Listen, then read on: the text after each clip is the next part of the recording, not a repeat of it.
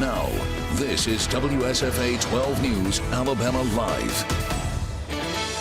And welcome back. The Alabama State Council on the Arts has launched a new program to help support art organizations as they return to operation. And right now, Dr. Andrew Henley is on the phone. He's here to talk more about the Alabama Arts Recovery Program. Hi, Dr. Henley. How are you today? Hi, doing very well. Thanks for having me on. So glad to have you. Tell us about the Alabama Arts Recovery Program. What is that? How does it work?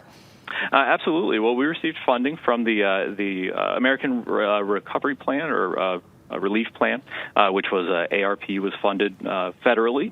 Funds were sent through the National Endowment for the Arts, which we are a partner of, and we are the state agency that distributes funds from the National Endowment for the Arts. And these emergency funds were designed and planned for to be a way to recover and rebuild our very thriving arts economy in Alabama and across the country. So we're really looking to support the organizations that have been cornerstones of communities all over Alabama, and really excited to get these funds into the hands of people that like performing arts venues and museums that have had little to no audiences over the past year. Now, as they return to sort of business as a new normal, we're excited to support them and encourage them to continue the good work that they do for Alabamians. Yeah, you mentioned the arts economy. We should mention that the arts play a huge role in our economy. They're huge drivers and moneymakers in our communities. Absolutely. They really strengthen every community, not only by being a big innovator and driver of local economies, but also building up just a creative, more comfortable, more active social and community life for everybody that lives in a community that has an arts organization, which every community in Alabama has somebody making some art. So we love seeing that, and we love hearing that, and we love supporting that. Let's talk a little more about the Arts Recovery Program. Sure. How is this going to be distributed? How will you know exactly which organizations will get the money, and how will they get it? Absolutely. So we have an application available at arts.alabama.gov/apply. And those just opened up. The application just opened up yesterday, and it closes pretty soon. We're going to close that on Sunday, July 18th, promptly at 5 p.m.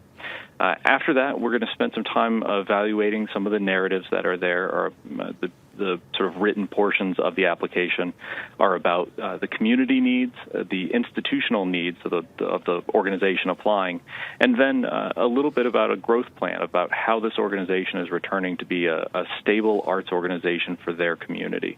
So by looking at those three narratives and really understanding what an organization is doing for their neighborhood and their neighbors, we're going to use that as an evaluation metric to determine what we can offer and what we can support. Now, there are some limits. The 5 categories that we are able to support because of this the federal legislation is that we can support salaries for full-time, part-time, and contract personnel, but only when related to general operating of an organization. We can pay for most facility costs, but not heating and air conditioning, unfortunately.